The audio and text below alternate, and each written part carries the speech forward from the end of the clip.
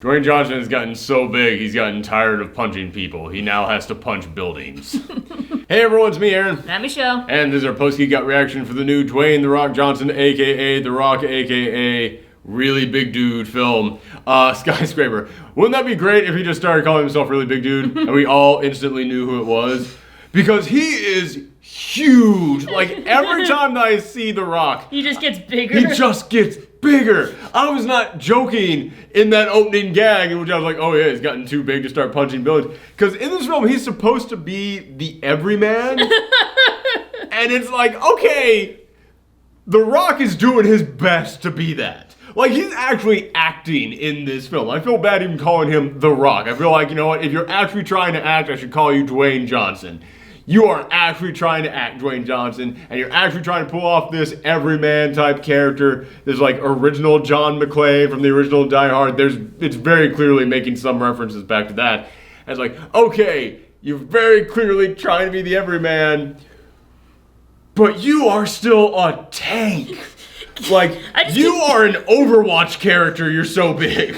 It's like, I don't know, I just feel like how everyone mentions how Superman keeps hiding as like Clark Kent, but it's like, you're just way too buff to just be a news reporter or whatever, so. Dwayne Johnson puts on glasses and we're just like, where did The Rock go? That's his secret identity. Dwayne Johnson's The Rock's secret identity, I get it now. Okay, I just figured that out, they're the same guy. Oh, man. Yeah, so that is like one of the problems. Critics have been kind of tearing into this, kind of like, you know, not giving it the best reviews. I'll go ahead and say, I actually do like this film. I actually did enjoy it, but it does have problems to it. And one of the problems to this film is that Dwayne "The Rock" Johnson, as hard as he is trying in here, he can't pull off everyman when he's built like he could break through these walls with his bare hand. Like, his family is trapped inside this burning building, and he has to get to them. And there does come this moment when you're like, well, just barrel through the door, man. Just like go running in there, man. Feels like, yeah, especially if this place is on fire, you could just punch your way to freedom.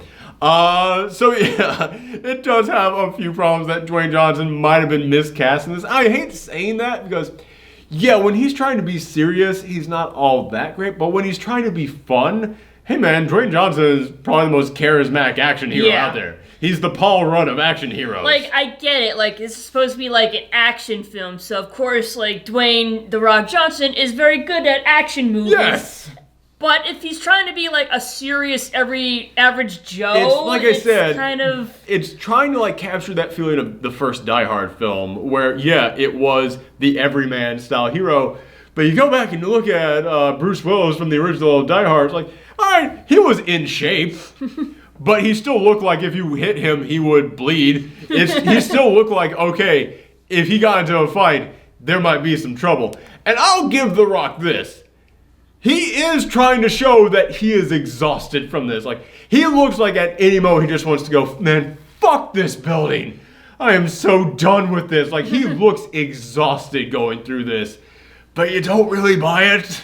Like, he does look like he's in pain. He looks like he has been through some shit. He looks like he is tired and he doesn't want to have to keep going through this burning building. He is just covered in soot at all times. He's got like a puncture wound in his shoulder at one point. They just duct tapes up.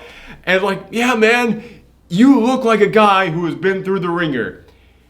Except that you're still The Rock and you still look like you're untouchable.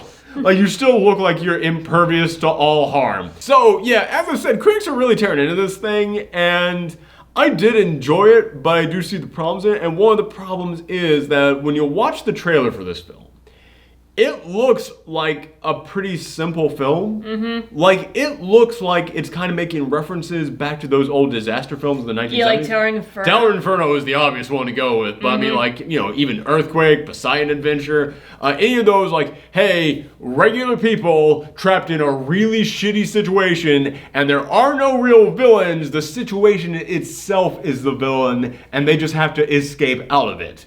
It feels like one of those types of films. And I love those types of films. Mm-hmm.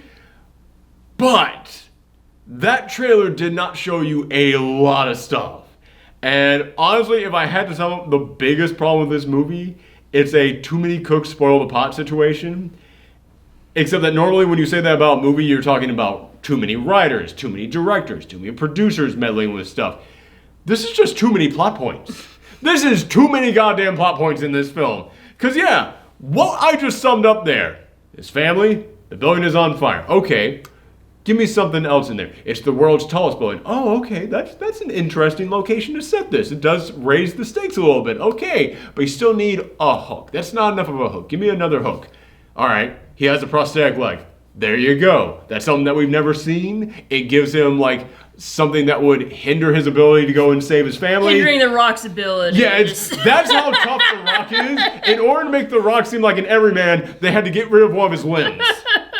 That's how much it was like, I could save my family with one leg tied behind my back. Did he ever take off his prosthetic leg and just beat the shit out of anybody with Not it? in anything that I saw. I will admit, I at one point got real hungry, so I went to the concession stand. And when I came back, it was like that scene in Community where Troy comes back and everything's on fire. Literally, because I came back and the building was now on fire, and he was now wanted at being blamed for all this. Oh wow! So the police were against him on that. I was like, so you kind of missed a big turning point. I will admit, I missed one part in there. That was kind of the big part of the movie. Yeah, it's like, how I timed that very poorly. I came back with my bag of peanut M&Ms, just like, oh, and just fires everywhere. Yeah, so I did miss that. So maybe he did that during that part of the film, but I don't think so. But no, I never noticed him beat anybody with his leg. But he does use it at one point to prop open a door. So he does use it literally as a prop at one point. If you want to go full cheesy action movie, his leg could have turned into a gun or something. Yeah. That's the thing, they're not trying to go for sci-fi. I know, they're not trying to a point. Which yeah, okay. So you got good premise, interesting setting, great hook. That's all you need. You don't need anything else to this thing. This isn't just set in the world's tallest building. It's also set in the world's most technologically advanced building. There was a moment in which they were going through the elevator and they passed through the middle section of the building, and the middle section is just a building. It looks like Shangri-La. It looks like something out of Chinese mythology, which, let me just go ahead and say, this is set in Hong Kong. And I will admit, when I saw that it was set in Hong Kong, I did get kind of nervous. Because over the past couple of years, we have seen this trend of action films going, oh, Americans aren't really paying to see dumb action films anymore. Unless it's got a superhero in there, they don't care. We kind of need to just aim this at the Asian market. We kind of just need to aim these films over at China, at Japan. We need to aim it over there. So when I saw this was set in Hong Kong, I was like, oh, this is going to be one of those really dumb action films that just doesn't care because they're just trying to throw it to the Asian market. And the Asian market is kind of like America back in the 90s. They'll just eat up whatever bad action film they can get. Mm-hmm. This isn't nearly as bad as those other action films that do that. This one is actually fairly competent. It's actually pretty enjoyable. So, yeah, I will say that the big concern that I had going into this, it's fine. But he passes through this garden, and geez, there's a waterfall in there. There's a giant window looking out onto the city with it's 5 or 6 different floors of just this giant garden. It is beautiful looking. That is one thing that I will give this. The setting is actually great. This building looks amazing. But again, they go just slightly too far in it. Because there's one moment in which the guy who owns the building, he's hired The Rock to basically be his security advisor, to come in and check all the security, make sure that it's all working before he officially opens up the building for people to live in. Because the bottom couple floors of this thing is basically a shopping area. But the top 50 floors are supposed to be residential areas. Mm-hmm. But no one is living there yet, except for The Rock's family, who is staying there as he is inspecting the entire area. So he is basically checking everything to make sure it's fine before he can officially open this up to the public. He goes up there to the top. The top of this thing is this giant dome. Just this huge circular area. And the guy who owns it is showing him around in there. And he goes, let me show you something. And he clicks this button, and all of a sudden, all these mirrors start popping up everywhere in there. And The Rock is looking around, and he's seeing multiple different versions of himself. He's seeing the guy who owns the place, and he can't tell what's real and what's fake. And as soon as you see that, you're just like, well, I know where the big final battle of this movie's going to take place.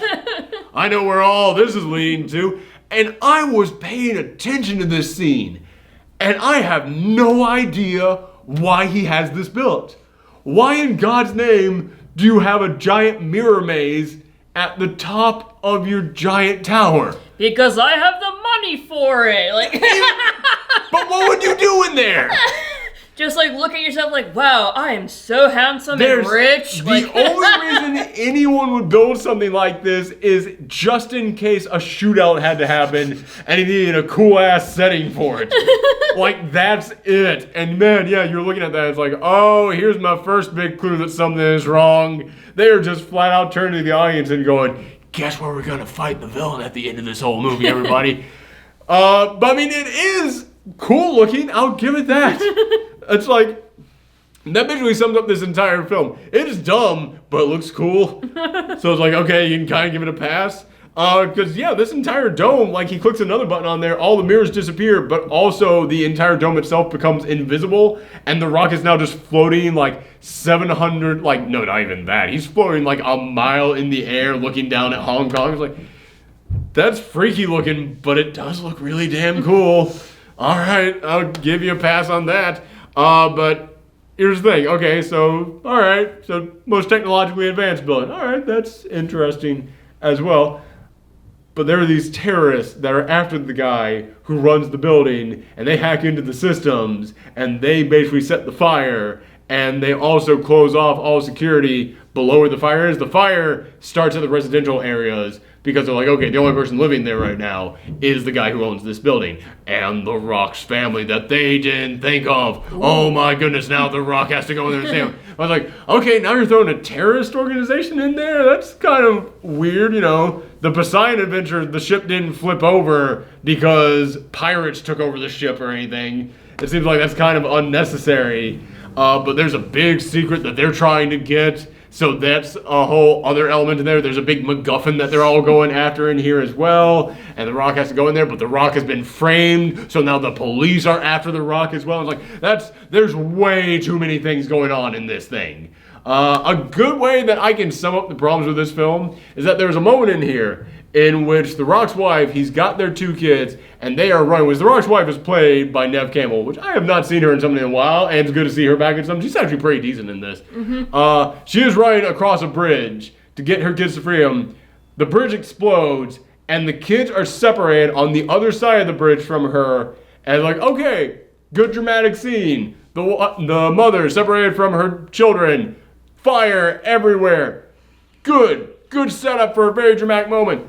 But then the kids start running, and then a flaming tree falls, and now cuts down between the two kids. So now the mother is separated from her kids, but the brother is also separated from the daughter, and the brother starts having an asthma attack at the exact same moment. It's like, no, you didn't need those two other things.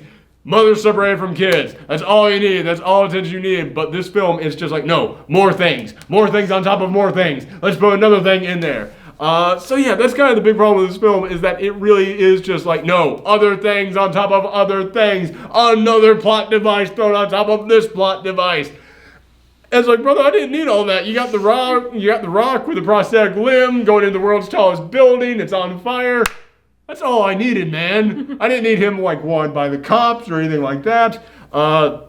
It feels like also they give The Rock this whole backstory of how he used to be in the FBI. I think it was the FBI. I can't even remember.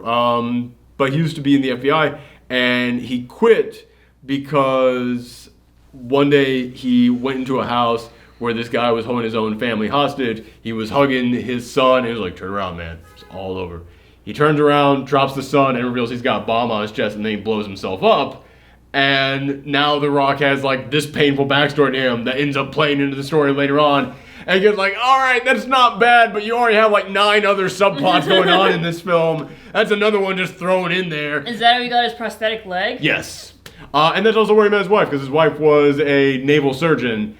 And I will admit, there came a moment in here which I was like, okay, it's The Rock. He's definitely the star of this whole thing. But there came a moment which I was like, well, she was a surgeon, but she also was in the Navy too. She's probably had some training of some type in there. It's like, could she like maybe kick a little ass too? And then there does come a moment where she gets like a little fight scene in there. It's like, okay, that's not bad. She actually does some really kick-ass stuff in here. And does save the day a few times herself. So again, that's something I gotta give this film. This film does do a couple things right, and one is that, Neve Campbell is not here just to be the mom, not just to be the woman in danger who The Rock has to save. She does some cool stuff herself in here. I'll give her that. Also, I will say, even though this whole idea of, and The Rock is now being hunted by the cops because he's being blamed for this fire, they've tried to pin it on him, even though that's completely unnecessary, I kind of like the cop who's after him. The cop who's after him, I have this weird feeling like he's probably a big star in China. He's probably a big star in Hong Kong. Because at the end of this movie, they do, this is not really that spoiler of a thing, but at the end of this movie, they do have like an exchange between him and The Rock. And it is kind of a like, good to finally meet you, like line. I'm like, is that like a, should I know? I mean, yeah, you've been after him this entire time, but it's nice to finally meet you. Camera point in. It feels like for the Asian market, that's one of those things like, our big action star just met their big action star. Yay! And I was like, okay, I bet that probably has like a second meeting on top of something in here. But he's pretty good. I actually do enjoy him. It feels, wow, it just hit me. I was about to say, it feels like he has his own story going on in this film, which actually is one of the reasons why he is such a good character. It feels like you could tell this movie from his point of view. And then all of a sudden it hit me. I bet there's another cut in this for like the Asian market in which he has way more scenes in this and The Rock has way fewer scenes. I would not be shocked if that cut of this film exists. Mm-hmm. Because yeah, we've actually seen that in which there are films that get made for the Asian market, and then the Asian market, it does have a different cut with different characters getting way more screen time. But here it's one of those times in which it's like, okay, I'm actually kind of interested in seeing that cut if it exists. Because he actually is a fairly interesting character. And one thing that I will say, even though this whole idea of, The Rock is blamed for this fire, I felt like that was completely unnecessary. They do some interesting stuff with it, because all the news sources out there are filming him as he's trying to get into the city, and they keep having cameras point at the tower, so anytime that you see The Rock, like, trying to like climb around the tower, like go from one floor to another, like going on the outside of it, the cameras are focusing on him, and it will then cut to the entire city watching him like on one of those big like Times Square screens. Yeah. And I will say, I'm pretty sure it was the exact same like reaction shot every single time. I'm pretty sure they recycled it because I was spotting people every single time. I was like, you were in the last one. You were in the last one. Like, it was very clear after a point. It's like, yeah, man, you just got like one reaction shot and you just used it 3 times in a row. But I did kind of enjoy it because there came this moment in which like you would see him doing something cool and then the entire city would start applauding him. Mm-hmm. I was like, that's kind of cute. That's a kind of a little charming thing in there. But okay, as I said, The Rock is in here trying to save his family who are trapped inside this burning building. And they keep ramping up the stakes on this thing. Because not only do the terrorists set off this fire in there, they also take control of the entire building security system. So they shut down all the sprinklers, all the anti-fire methods. They also amp up the oxygen that's being fed to the building, so the fire is just burning even faster. Again, it just feels like this entire movie is like, no, more things. More things on top of more things. Mm-hmm. Keep adding more things. But it does actually create a very tense situation. It does create a setting that really does make you kind of nervous at points. Towards the end of this film, I actually was sitting there like, oh shoot, go Rock. Come on, man. I'm cheering you on. And there is one moment in here in which my entire audience, including me, gasped. And the thing that made that moment so interesting is that it was not a moment with like a huge special effect. It was not a moment with like a huge explosion going on. It was just one moment of The Rock trying to climb up something. No fire around him, no explosions happening. He's just trying to climb up something. And man, if you have agoraphobia, do not see this movie. Because I have very slight agoraphobia. Like, I'm okay with heights, but at a point I start getting a little bit uncomfortable with it. Man, there are a few shots in here in which I was like, oh God. Like, I'm glad I did not see this in 3D. I bet it looks amazing, but my agoraphobia probably would have set in then. But yeah, there's one moment of him just like hanging on something, and he reaches and like he starts falling, And he very quickly grabs on again. And what I like about the shot is that they don't do the thing in which they like close in on his hand, like, no, I must hold. Hey, assholes outside. Wow.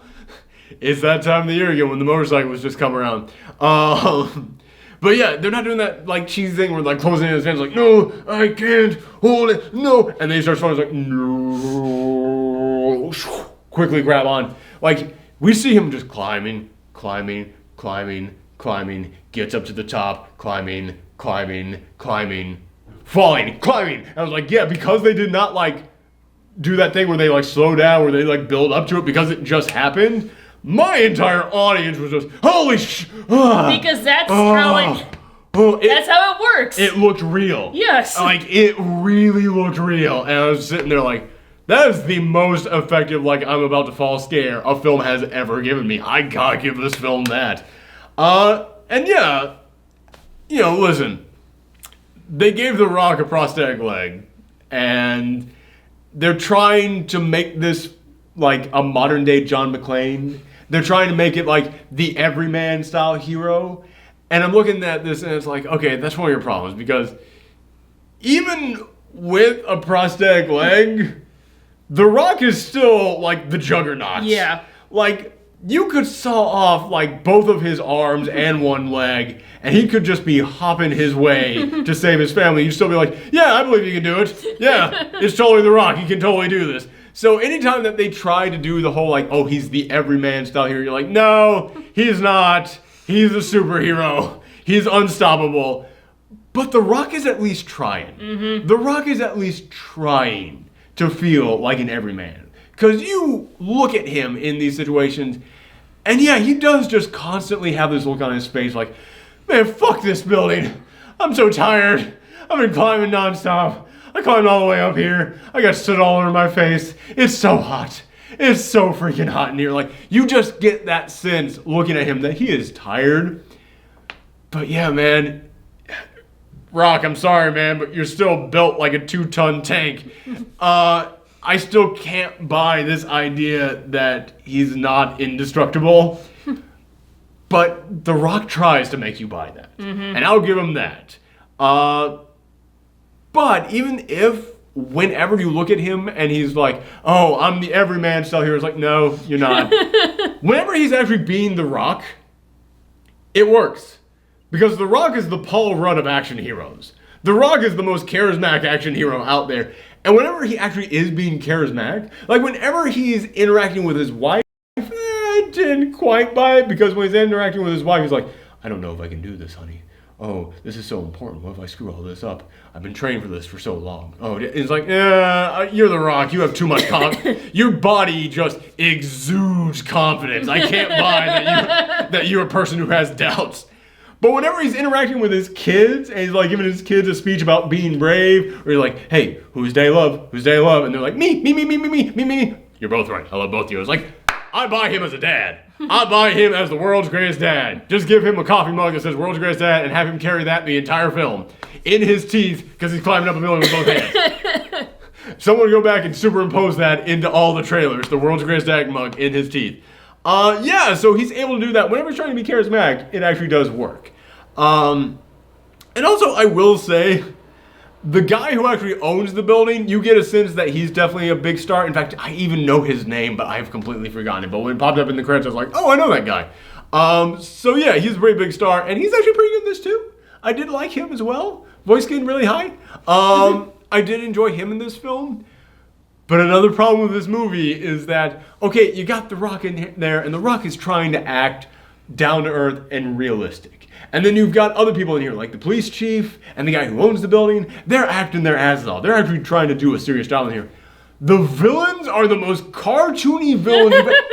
The villains, I swear to you, there's two in here who the second they popped up, I just went, villain. They're totally gonna betray everyone. Like, the second they popped up, I was just like, yep. I know where this is going. There's a guy in there, he's a British guy, and he's got a haircut like a Funko Pop. He's just got like this big giant swoop, and then when he just comes in, it's like, oh, this is my associate, and he goes, charmed. Are you kidding me with this? Do you honestly think that I'm not going to instantly see this guy's gonna be bad? And yep, sure enough. But it's very interesting because there's like an American villain, there's a Chinese villain, there's a Russian villain, there's an English villain. He basically has the evil UN going after this guy. So I don't know why, but on some weird level, I enjoyed that every single one of the villains was from a different country. I kind of found that to be like an interesting thing because I was sitting there like, I don't think I've ever seen that before. That's actually kind of a new thing, I think. They never stop and point it out. It's never like actually brought up, but it's kind of like, oh shit, that's actually, all right, that's a thing. Yeah, so the villains are super cheesy, and the villains are super villainy. And they don't fit into this film where it's supposed to be like the everyman style situation. That's the weird thing about this film. It feels like half of it wants to be a superhero film, and the other half of it wants to be the like Die Hard or the 1970s like disaster films. It's like, here's the thing. You think if it went like all the way, either super serious or super cheesy action movie, you think it would have gotten better reviews? I actually do think so. Yeah, because there is good stuff in here. There absolutely is. Like, if you had gone super cheesy, there's like Fast and Furious level stuff in here, and I think people would have applauded that. Yeah. I think people would have been okay with that. And the like regular everyman stuff in here, yeah, that works very well in here as well. I'm totally okay with that stuff in here. But when you try to put them together... Yeah, it's not exactly peanut butter and chocolates. Nope. Yeah, it's kind of like peanut butter and tuna. It's like, ew. I bet there's one person out there who really does enjoy that. So, yeah, that's kind of the problem with this film, is that it didn't know exactly what it wanted to be. Mm-hmm. And I feel like there are two good films in here, and they don't exactly mesh. But what you're left with, it's still all right. Time for my score. I would give this a 6.5. Okay. Like, it's one of those things where it's like, you don't have to rush out there and see it, but if you got a friend who wants to see it, and you're like, you know what, I was curious, go out there and see it. Go and have fun. It's totally fine seeing this in theater. But if you don't like have that really burning desire to go out there and see it, no pun intended on burning, it's fine waiting until it comes on TV. But you know what? It actually is fun. Like, it is something that I'm not mad that I saw it. I'm not upset that it's like, oh, that wasted 2 hours of my life. No, it was actually enjoyable. I had a good time in there. But, you know, I could have had a way better time, is all I'm saying. Okay, time to go into the spoiler corner that we always do at the end. Not a whole lot to spoil on this one. Yeah, like it seems like very standard action hero movie stuff. Like I said, the villains in this film are just instantly, you point at them like, well, there's no surprise coming there. That's the villain. But there are like two kind of cheesy callback things they do at the end of this film. Is that at the end of this film, he's able to rescue his wife and his son early, but because the daughter got separated, the daughter gets kidnapped by the terrorists, and now the terrorists have the daughter up there. And there comes this weird moment in there in which, because The Rock was the head of security, they're like, all right, the guy we're after, he's in the security room. We can't get in there, but you're the head of security, so you have to know a way in. And he's like, there's no way in on this floor. You can't do it. It's like, well, we're just going to take your daughter, and we'll kill her in the next hour if you can't break in there. And like, what if he was telling the truth? Well, he's the head of security.